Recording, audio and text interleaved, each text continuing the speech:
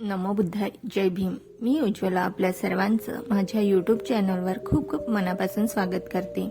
आज आपण बुद्ध काळातील फुल विक्रेती मल्लिका यांची कथा पाहूयात. श्रावस्ती नगरीत मल्लिका नावाची एक गरीब फुल विक्रेती मुलगी राहत होती. ती रोज फुलांच्या माळा विकून आपल्या कुटुंबाचा उदरनिर्वाह करत असे. ती खूप दयाळू, नम्र आणि श्रद्धाळू होती.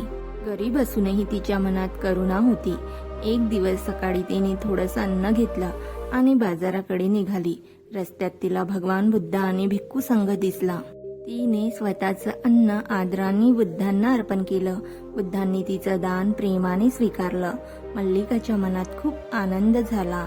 काही दिवसांनी कौशल देशाचा प्रसेनजित राजा बागेत फिरत होता. तेव्हा त्याने मल्लिकेला पाहिलं.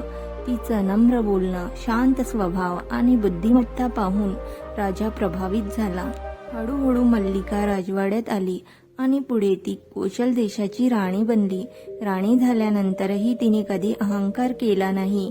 ती नेहमी गरिबांची मदत करत असे आणि धम्म ऐकत असे.